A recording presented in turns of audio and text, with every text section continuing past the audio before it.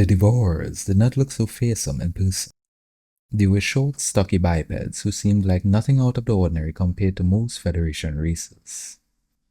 Their height would only put them up at about the average human's shoulders, and their skin was a pale lavender hue. I had no doubt that the lean, muscled Terran soldiers could toss them around if they wanted to. Had the boarding party taken the enemy ship just a few minutes later, we would have been left empty-handed. As it were, the humans had only been able to revive one of the two occupants.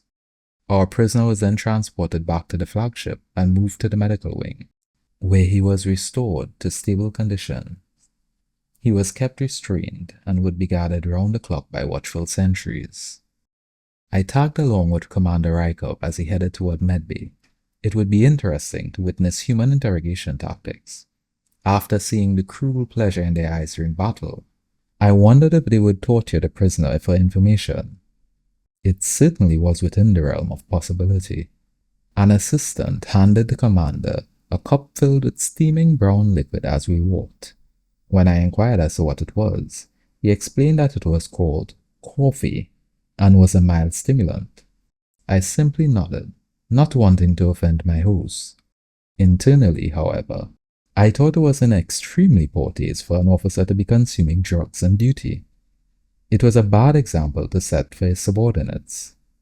The prisoner was just stirring as we arrived at our destination.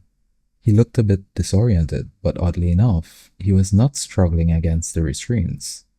A laptop was stationed by his bedside, with an audio capture running on screen. Will our translation software work? I whispered to Rykov. The human shrugged in response. It should. Our program has gone over all the transmissions that we have on record, and hopefully it was able to decipher their language from that. The enemy captives spoke a few syllables of gibberish, and the computer piped up in galactic command a second later. The two words chilled me to the bone. It said, "Help us." Commander Rykov blinked in confusion. "Help you? Okay, back up. First off, what is your name and rank?" There was a pause as the computer translated the question, and then another as it processed the response. "My name is Bayem. I do not know what this rank is you speak of." "You don't have some sort of hierarchy?" I asked. "The master is in charge of all. We obey or suffer the consequences. There is no escape." Rykov took a tentative step forward. "Who is this master? Why did you attack us?" The prisoner emitted a strange vibration, which the computer identified as laughter. "The more accurate question is, what is the master? I see now that you know nothing. I just assumed people with your technology would be aware of our history. We were once a great species. When I was young, I remember being in awe of the technology we invented. I can say with confidence that we were the greatest builders in our galaxy. The irony is that it was our craftiness that destroyed us. We created an artificial intelligence with a single directive.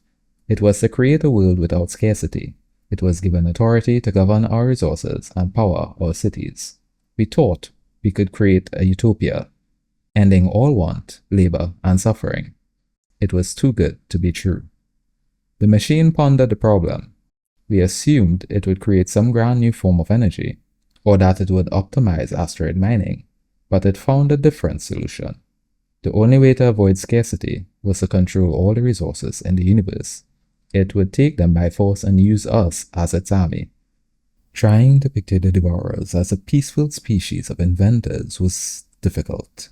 For years, Federation intelligence had watched them destroy any species that dared to defend their home planet.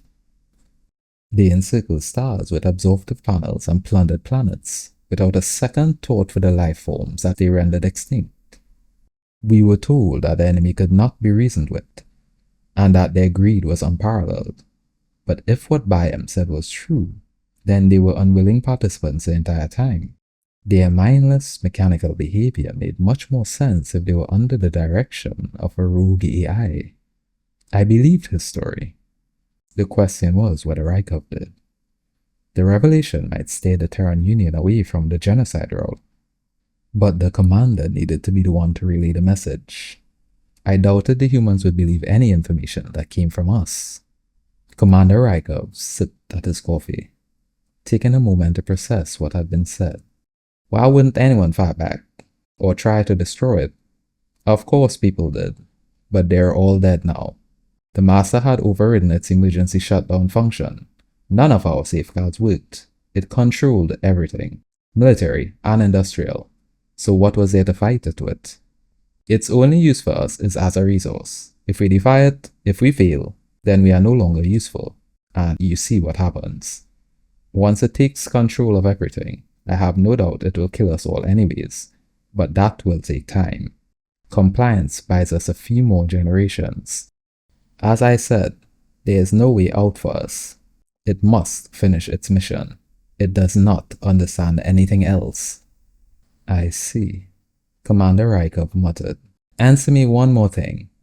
Your weapons are also your inventions. No, our fleet was dreamed up by the Master. Its technology is beyond anything biologicals could conjure, or so we thought. What could be better at killing than a computer after all? You are the first to defeat it, and you did so with ease. Perhaps I should fear you, but you are our only hope. The commander frowned. Thank you for speaking with us, Bayam. That will be all for now. General, please come with me back to the bridge. I waited until we were out of earshot of the prisoner, then turned to Rykov. What do you think? A troubling story, the human replied. I would be less inclined to believe him, if not for the suicide attempt. It doesn't add up without an outside force. I need to share our findings with my government immediately. This changes everything. Will you advise them to call off the bombing? I asked. Commander Rykov sighed. I will. We have to at least try to help. But the only way to be sure we destroy that thing is to destroy everything on that planet. If we try to evacuate the people, it will just kill them. If we do nothing, it could study our technology and replicate it. Then we're really screwed. I'm not sure we have a choice, General. The commander's words made sense, as much as I hated to hear them. We couldn't risk Terran weaponry falling into a murderous AI's possession. Someone needed to devise a solid plan in short order before the time to act had passed. There was something else that bothered me though. It was a point that Bayam had mentioned, one that lingered in my mind.